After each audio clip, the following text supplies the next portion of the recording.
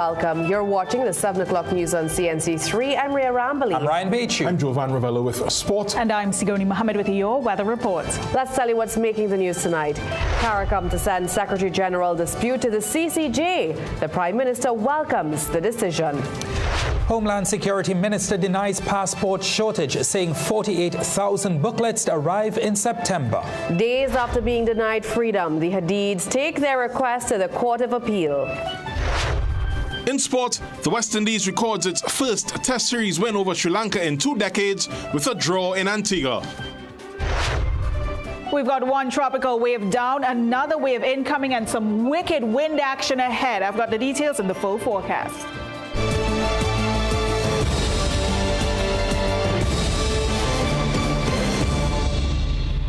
CARICOM leaders have found a way to compromise following weeks of tension over the reappointment of Secretary General Dr. Carla Barnett. After hours of discussions behind closed doors, the regional bloc agreed to take the matter to the Caribbean Court of Justice for an advisory opinion, effectively allowing Trinidad and Tobago's concerns about the process to be addressed through a legal route. Doris Polo examines the decision that brought both sides to the table and what happens next. What began as one of the biggest diplomatic disagreements to confront CARICOM in recent years will now be settled by its highest court. After a heads-only retreat that stretched well beyond its scheduled end, CARICOM leaders agreed to refer the dispute over the reappointment of Secretary General Dr. Carla Barnett to the Caribbean Court of Justice for an advisory opinion. To facilitate this request, the community agrees to commence proceedings to secure such advisory opinion in accordance with Article 212 of the revised Treaty of Chaguaramas. Prime Minister Kamla Persad-Bissessar had argued that the process used to extend Dr. Barnett's tenure breached the revised Treaty of Chaguaramas. Under Article 212, CARICOM can ask the CCJ to interpret provisions of the treaty, with the court providing legal guidance on the issues in dispute. Until that opinion is delivered, the community says the current arrangements will remain in place. The community further agreed that the status quo with respect to the reappointment of the Secretary General shall remain unless and until the community considers the said advisory opinion from the CCJ. The community agreed that this way forward allows for this matter to be resolved in an amicable manner without prejudice to the ability of the community to conduct its affairs. In a statement, Persad-Bissessar welcomed the decision, saying Trinidad and Tobago had consistently maintained its objections to the process, not the individual. She thanked regional leaders for supporting what she described as proposals consistent with good governance and institutional improvement, and praised CARICOM Chair Philip J. Pear for helping the region reach consensus. Political analyst Peter Wickham says the outcome allows everyone to move forward. I think that it's the type of diplomacy that allows Trinidad and Tobago to claim a win, and it also allows CARICOM to claim a win. And I think that that's how democracy should work. And I like the fact that the heads would have battled overnight, come to a conclusion, and they have essentially communicated an outcome that all sides are supporting. So I'm happy with how things went. For our retreat, Wickham noted Persad-Bissessar's praise for Pear contrasted with her criticism of the previous CARICOM chairmanship. But he says the more important outcome is that both Trinidad and Tobago and the community have accepted a legal process to settle the dispute, allowing CARICOM to focus once again on the region's wider challenges. If she is happy to essentially throw shade at former chairman and throw support at the current chairman, and if that's what it takes for us to get past it, then so be it. So I noted that, and I'm not particularly concerned because clearly she has some concerns with how it was being handled in the past. But, you know, I continue to maintain that part of the reason why Dr. Drew had challenges is because she did not attend the meeting. If she did, those challenges would not have arisen. CARICOM's 51st Heads of Government meeting will conclude in St. Lucia on Wednesday. Doris Polo, CNC3 News. Meanwhile, political scientist Dr. Indira Ramprasad says the agreement demonstrates that diplomacy remains effective within CARICOM. She adds that Prasad Bisesa could have taken the matter directly to the CCJ, as Trinidad and Tobago remains a party to the court's original jurisdiction, despite not acceding to its appellate jurisdiction. She opted to go the multilateral route through CARICOM. And that is laudable because, you know, it speaks to the collective good and it speaks to regional integration. So I think whatever the outcome is from the CCJ, I think that this decision of CARICOM, led by the Honorable Philip Pierre, is a magnanimous one. Dr. Ramprasad says the decision ultimately benefits Trinidad and Tobago, noting that taxpayers help fund the country's contributions to CARICOM. She adds that regardless of how the CCJ rules, having the dispute resolved through the court represents a positive outcome for citizens. The Ministry of Homeland Security is tonight saying there are enough passports to meet demand and additional booklets are expected to arrive in September. On Monday, CNC3 News reported that the supply of booklets is dangerously low, and unless there is drastic intervention, they will run out of stock in a matter of months. However, while the ministry is today telling us that 62,000 booklets were provided in the last 8 months, it does not mention how many remain. And as Akash Samaru tells us, most of that stock has already been used up. The Homeland Security Minister is adamant there is sufficient passport booklets to meet current demand. And he said 48,000 additional booklets should be here in September to bolster existing stock. Now, after several attempts to get figures from Minister Roger Alexander, late this afternoon, the Homeland Security Ministry sent some. The ministry said in October last year, 50,000 booklets were received, and in June 2026, a further 12,000 were added to existing inventory. The minister then said the Immigration Division issues fewer than 6,000 passports per month, and therefore, that should be enough to meet the needs of the traveling public. But there's a key figure missing that was not provided, and one that CNC3 News has asked for via email and WhatsApp Messenger. And that is how many booklets remain in stock. Because while the ministry said 62,000 booklets were provided between October to now, CNC3 News was reliably informed that most of that stock is almost used up. Meaning, until that 48,000 additional booklets are in hand, the issue of a shortage does not go away.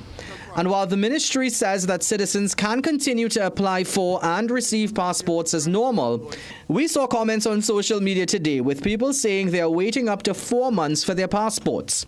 Furthermore, we tried booking an appointment for a passport and could not get one for the rest of this year.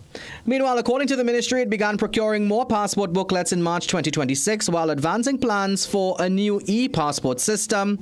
It said the e-passport procurement process is underway and will introduce online applications, appointments, biometric chip technology, stronger security features, and updated passports bearing the new coat of arms with the steel pan. And for those who are asking why the solution to a reported shortage is not to simply just print more, CNC3 News was informed that passport booklets require a lengthy production process because specialized security paper and country-specific features such as the national watermark must be embedded during manufacturing. Suppliers must source materials, produce and test the booklets, then ship them before the Immigration Division can personalize them locally.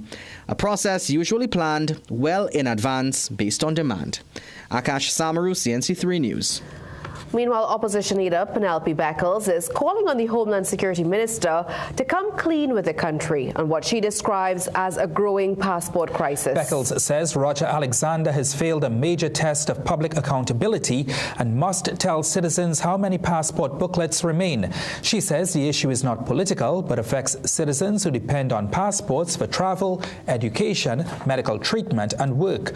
The opposition leader is also questioning the government's management of the transition to e-passports. She says while modernizing the system may be important, the move cannot be used as an answer to the immediate concerns of citizens who need passports now. Well, with reports that the Trinidad and Tobago's current supply of passport booklets is almost exhausted, we asked you whether you are worried. Here's what some of you had to say.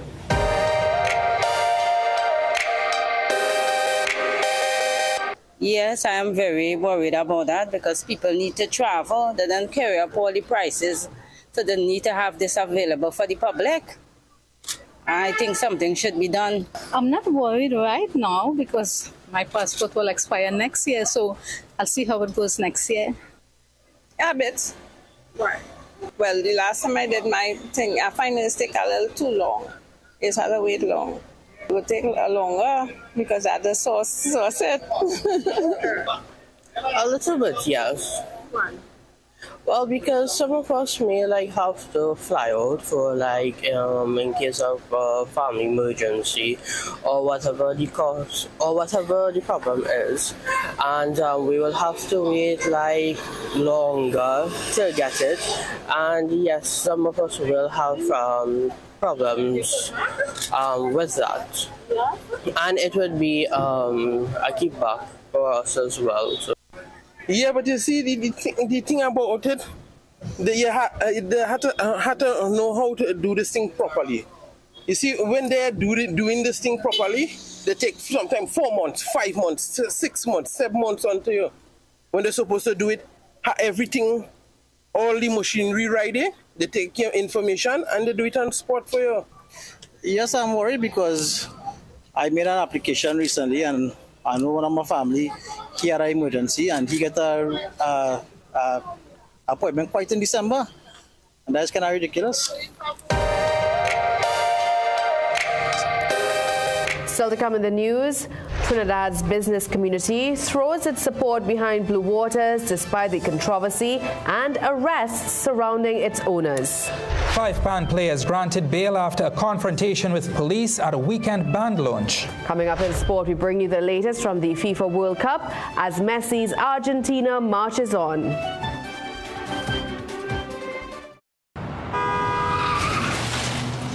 Everybody only worrying. Never ever worry. Don't mind how things looking hard. I tell them never ever worry. If your life can't get damaged bad. I tell them never ever worry. What I'm saying is true. So just consider Tatil is always right here for you. I tell them never ever worry. Don't mind if life make you sad. I tell them never ever worry. If your house get flooded out real bad. I tell them never ever worry. What I'm saying is true. So just consider Tatil will always be here for you. Never worry about a thing. Tatil, where people are people. You know what I mean.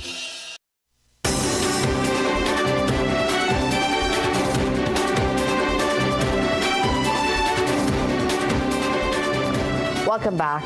The Court of Appeal has been asked to decide whether businessman Dominic Hadid and his wife Genevieve should be released from detention in connection with an alleged plot to assassinate government officials. Earlier today, their lawyers filed an appeal challenging last week's decision by High Court Judge Frank Sipasad to refuse their release. The attorneys raised more than a dozen grounds claiming the couple is being targeted because of their ethnicity and a legal dispute over state land leases.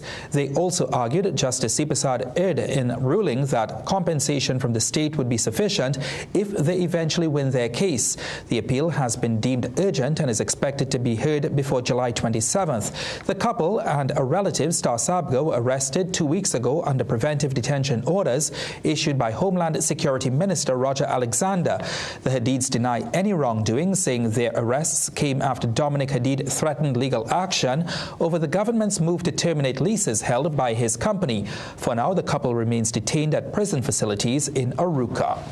Now, despite the controversy surrounding Blue Waters and the detention of its owners, Dominic and Genevieve Hadid, major retailers say it's still business as usual. Caribbean Airlines has stopped serving the brand on its flights, but Trotters and Starlight Shopping Plaza say they have no plans to pull the product, noting customer demand remains steady. The Hadids remain detained under PDOs, but for now, Blue Waters continues to hold its place on store shelves. Absolutely nothing has changed. We continue to sell Blue Waters. Our customers continue to buy Blue Waters.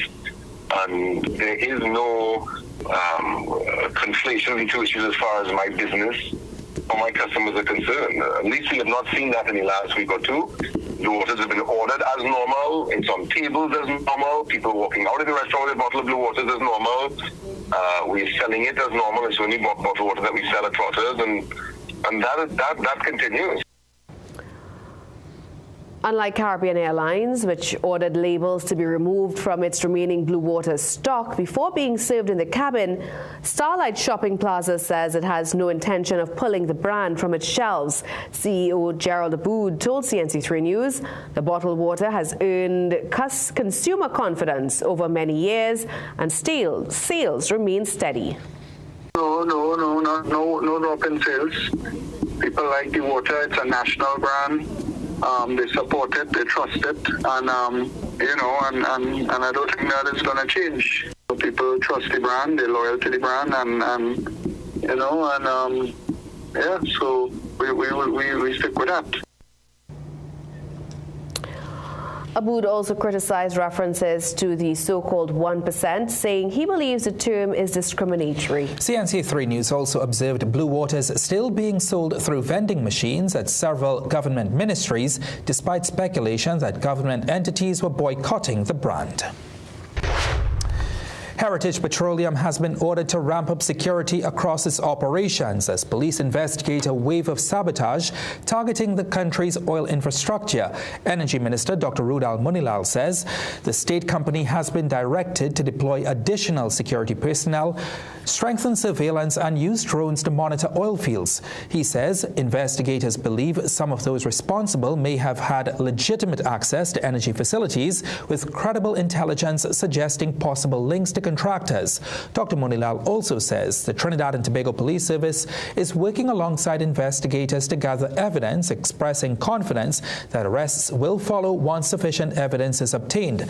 He added that health, safety and security teams have increased patrols around oil fields and pipelines to protect residents, property and the environment. I can tell you that between October last year to June this year, we have had 96 acts of sabotage. It has cost us $1 million TT just in equipment. The cleanup activities have been millions of dollars, and that excludes, of course, the loss of oil production. So that we are looking like that. Heritage has been mandated to ramp up security. Dr. Munilal says monitoring will be done around the clock to ensure that the country's oil infrastructure remains safe. In tonight's Business Watch, the Central Bank of Trinidad and Tobago has clarified its stance on gas utilization in the wake of Methanex's announcement of the shutdown of its Point Lisas plant last week. Peter Christopher tells us more in tonight's Business Watch.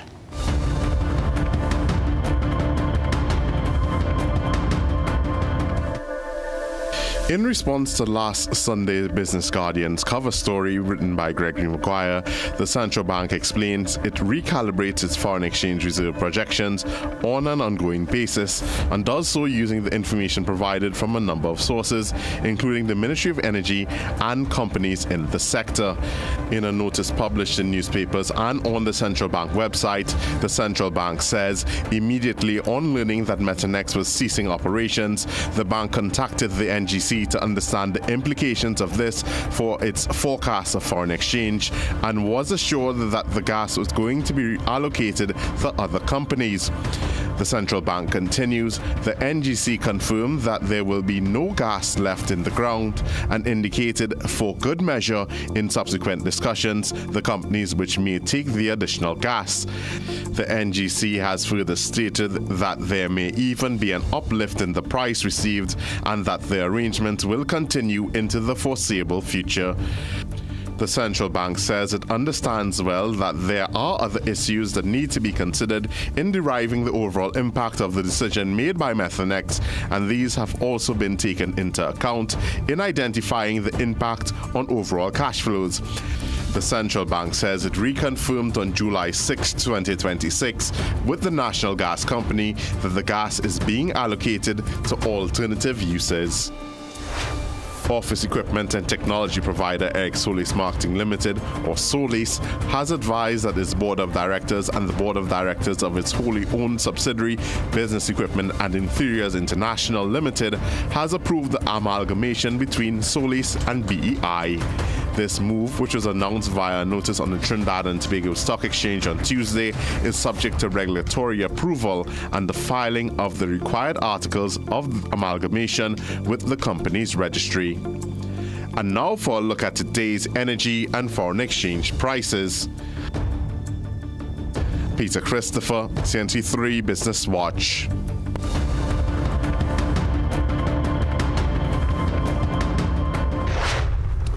The 5 PAN players arrested during a weekend band launch have been released on bail and will face court on charges tied to a brawl with police. In a news release today, the police service explained what happened, saying the incident happened early Sunday at the Queen's Park Savannah. Officers claim they reminded the DJ that amplified dancehall music had to stop at 2 a.m. under the event's license. A statement from the TTPS noted that the DJ complied, but live performances continued. Police say when they tried to enforce the rules, several individuals became confrontational, adding that one officer was assaulted and treated at hospital. 5 PAN players were charged with using obscene language, disorderly behavior, and resisting arrest, with one man charged additionally with assaulting a police officer. PAN Trinbago President Beverly Ramsey Moore says the arrests left her uneasy. Speaking on CNC3's Morning Brew program, she argued police should have engaged the organizers and not the PAN players who were simply hired to perform. She reminded authorities that the steel pan is the national instrument and deserves respect. In Trinidad and Tobago, as president, I am always proud to speak about the panyards as safe and sacred spaces where young people go and we use music as the steel pan as a vehicle for social transformation and all of that. I don't know what happened. You just kind of just knock down people's pans because you're big and you're bad. No. Ramsey Moore added that apart from the disrespect felt by the police failing to speak with the organizers, the financial inconvenience of retuning a pan must also be considered. She explained that retuning one pan could cost at least $400. It's 1,600 just for one section of pan alone. And I mean, you don't treat the national musical instrument like that. So they didn't know that. You don't rush in and knock down somebody's congas to get them to stop playing. You don't pull away a stick from a drummer in their plain clothes to get them to stop playing. You don't do that. In a social media post, Silver Stars denied its members assaulted any police officer, adding that it could not accept any unwarranted abuse by the police. It added that within 1 minute, the players were surrounded, beaten, and their instruments thrown on the ground, while management of the band and the tribe officials were nearby looking on. They will appear in court next week. 3 months after a fatal jet ski accident killed 7-year-old Angelica Jogi, no charges have been laid. However, Senior Superintendent Rodhill Kirk said police are expected to consult the Director of Public Prosecutions again this week. Angelica and her family were bathing at Pigeon Point on May 11th when a jet ski plowed into the restricted zone and struck the child and 3 other relatives. A male suspect was arrested hours later at his home in Canaan, but released upon further inquiries. Kirk told CNC3 News the police are being meticulous in their approach, as it is the first ever criminal probe in such an incident. He said after previously approaching the DPP, officers were assigned specific tasks which are close to completion. Angelica's father, Arnold Jogi, expressed concern last month with the pace of the investigation, but was adamant justice must be served. One suspect has been charged in connection with a brazen ATM heist in Plymouth on June 24th. Sheldon Irvin has been charged with a series of offenses in an elaborate robbery that left 5 bandits empty-handed. Police say the suspects first held up 3 estate constables at a THA facility in Courland and stole a backhoe and truck.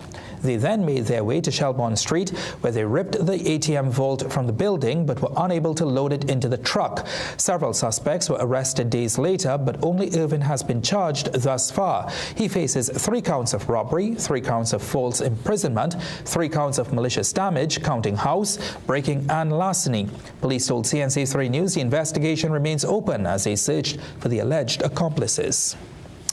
Senior police officials are denying reports of a raid at Belmont Police Station. Assistant Commissioner Richard Smith says there was no exercise by the Professional Standards Bureau yesterday and no officers were arrested. He also dismissed claims that a corporal fled the country after preventive detention order was issued, saying the officer left on legitimate approved leave. Smith refuted allegations that firearms and narcotics were discovered, insisting the items found in a locked room were exhibits from ongoing cases. He confirmed no narcotics were recovered and said investigators are verifying the evidence with complainants.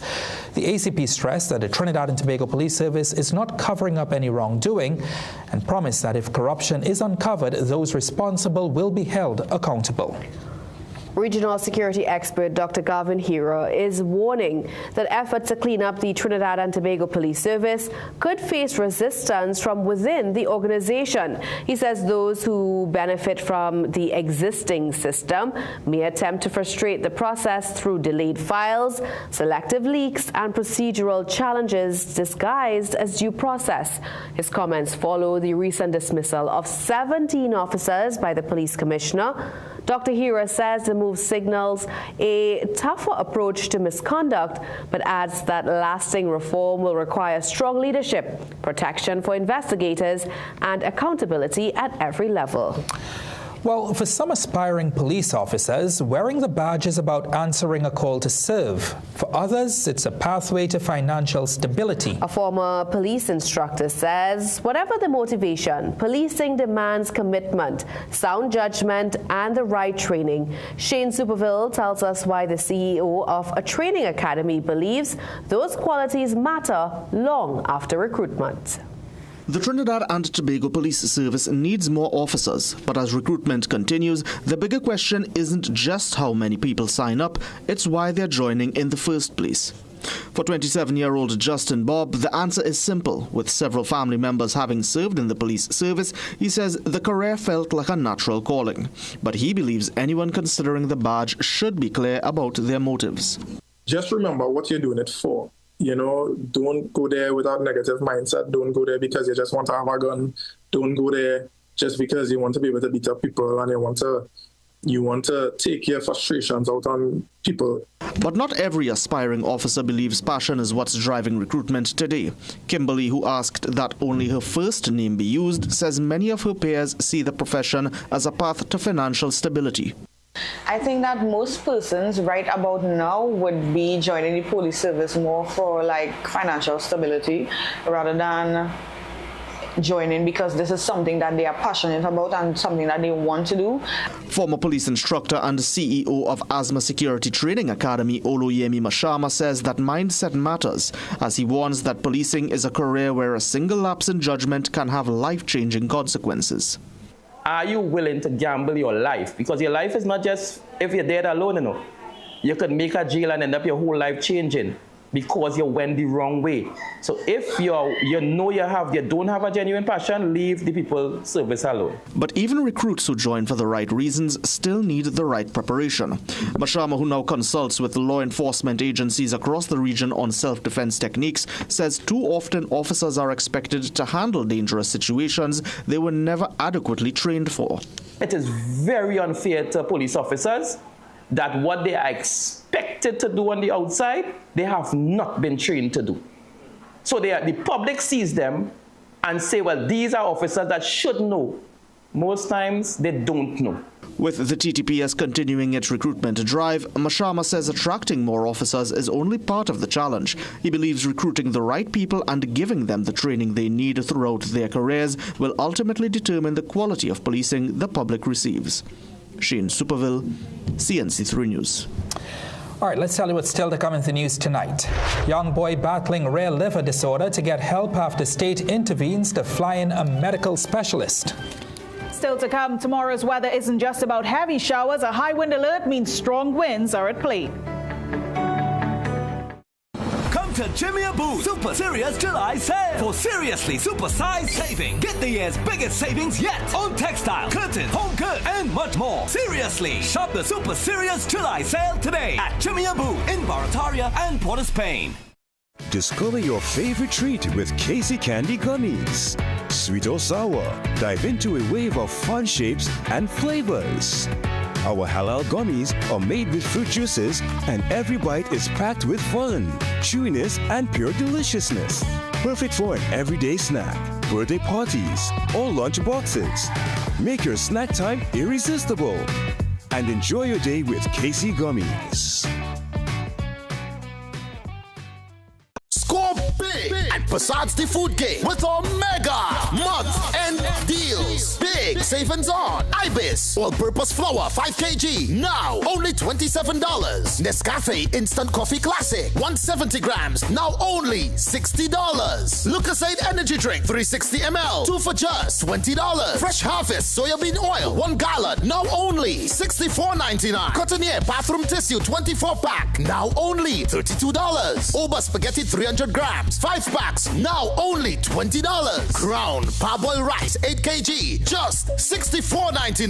And Bermuda's Grits Crackers Original 4 by 9 ounces, now only $55. Don't wait. Shop and score big on your everyday essentials at Passad's The Food King. Offer ends July 8th or while stocks last. Quality value, that's our way. The real Passad's, we're here to stay. The Food King Passad's.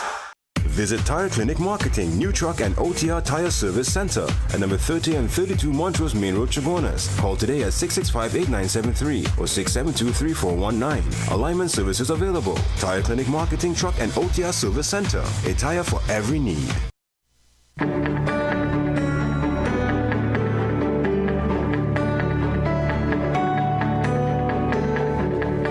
It's now time for the weather, and you know, Ryan, today's weather was kind of playing hide and seek. Yes. First it was sunshine and rain and sunshine again. I had to keep, like, I was wearing my sunglasses, I had to keep taking it off, put it back on. That's just a little bit bipolar, isn't it? And if you think that today was unpredictable, tomorrow sounds like it's going to bring a little bit more drama. Let's get the full forecast now with the only person who can make all sense of this, Sigoni Mohammed. What's happening out there?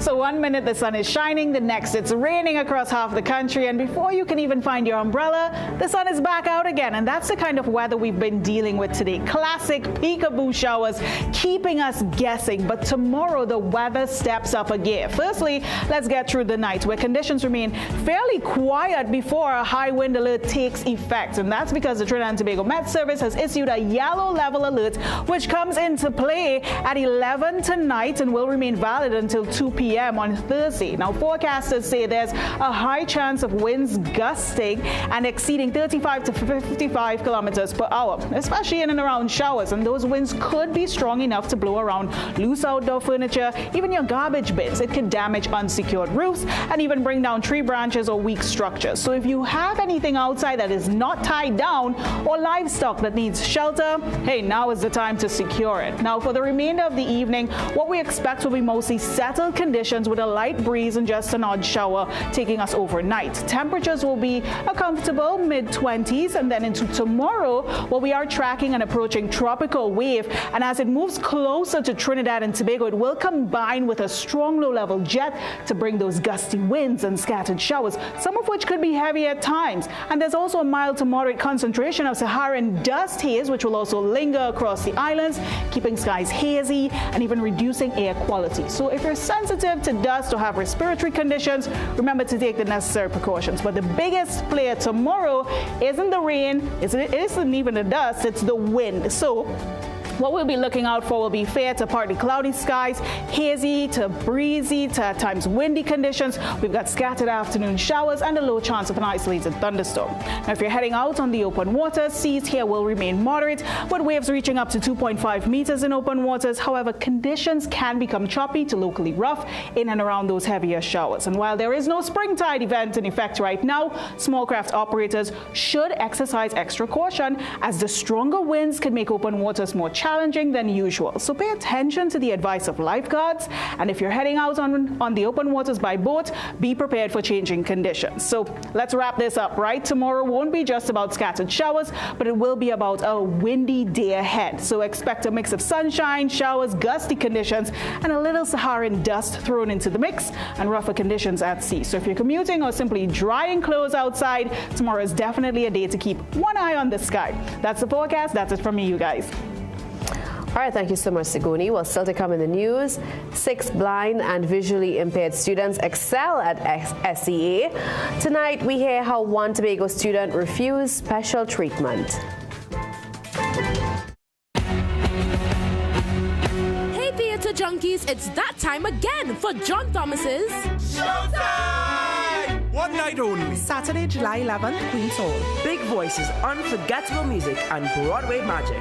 In a spectacular lineup of Dream Girls, Mary Poppins, Ragtime, Teen Beach, Aladdin, Into the Woods, Once on This Island, and Hamilton!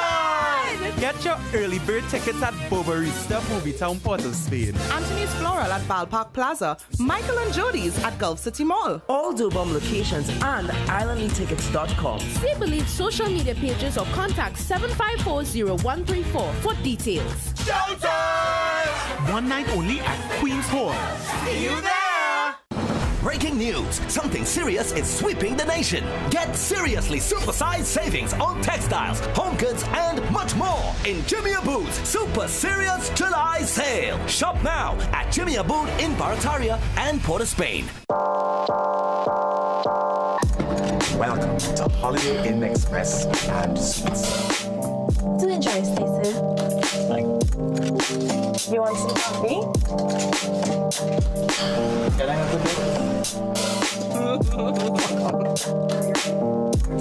Perfect then. That's exactly what we need. Hey, the pool is this way. Whatever you're here for, we're here for you. Stay smart at the Holiday Inn Express and Suites.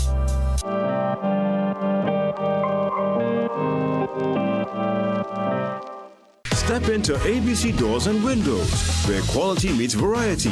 Discover premium wooden, steel panel, fiberglass, and steel security doors alongside aluminum, UPVC, and steel windows designed for strength and durability. At ABC, we're always a better choice, delivering products built to last and service you can rely on. Visit our showroom at 1 Chanka Trace, El Socorro South, or call 638-7184 to make your dream home a reality.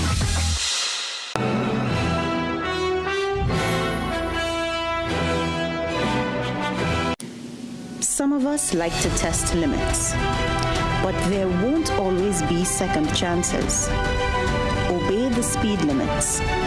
Maybe you don't value your life, but others value theirs.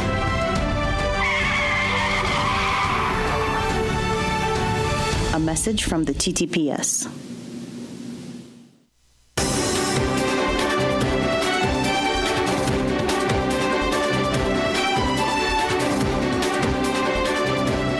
Year-old Aaron Edwards is one step closer to receiving life-saving surgery. This after Prime Minister Kamla Persad-Bissessa and Health Minister Dr. Lakram Bodo stepped in to help him through the Children's Life Fund. Aaron, who suffers from the red liver disorder, Budd-Chiari syndrome, has been unable to attend school for the past 2 years. His mother, Nirupa Edwards, says the Children's Life Fund will cover the expenses for the procedure. She says doctors told her a specialist from Argentina will be brought to Trinidad to perform the procedure at the Eric Williams Medical Sciences Complex. Since CNC3 News highlighted his plight, the family has raised almost $29,000 towards the cost of the surgery. Although the operation is now being arranged, Nirupa says the funds raised will be used for Aaron's continuing medical and aftercare expenses. The family has expressed gratitude to all those who have contributed. 6 blind and visually impaired students are proving that disability is no barrier to success after excelling in this year's secondary entrance assessment. In a statement, Executive Officer of the Blind Welfare Association, Kenneth Surat, congratulated Asa Wallen, Ethan Pandui, Azaria Bistundat, Aidan Sukram, Jeremiah Penko, and Faith Graham on earning places at secondary schools across the country. Surat said their success is a triumph of determination, resilience, and high expectations. He also called for greater investment in inclusive education, saying children who are blind or visually impaired do not need sympathy, only equal opportunities to learn, succeed, and reach their full potential. Well, former Wim Alkin student Faith Graham may have been born with a visual impairment, but she has refused to let it define her. Born with both eyes underdeveloped and a cataract in her right eye, the 11-year-old has faced challenges from an early age. Relying on determination, hard work, and her faith in God, she continues to pursue her goals. Wim Anglican principal Christine Benoit Hackett told CNC3 News the school provided support to Faith. However, she said Faith never wanted any preferential treatment. For a short time, she had an aide that worked along with her, and we saw improvement in her studies. But Faith was a special child. She never wanted to be treated as somebody with challenges, and she wanted to undertake anything that the ordinary children were undertaking. Well, to help her overcome her visual challenges, her secondary entrance assessment exams were provided in large print. As she continues her academic journey at Signal Hill Secondary in September, Faith's mindset remains the same. It's hard work which you put in, and you get to see your reward. Nothing can stop you from achieving your goals or your dreams. While Faith has not yet decided her career path, she's intent on achieving success and helping her parents and other people. It is now time for sport with Jovan. Jovan, welcome back. What a thrilling day at the World Cup. Argentina, miracle comeback. Yeah, there's been no shortage of spectacular moments this World Cup, and Lionel Messi provided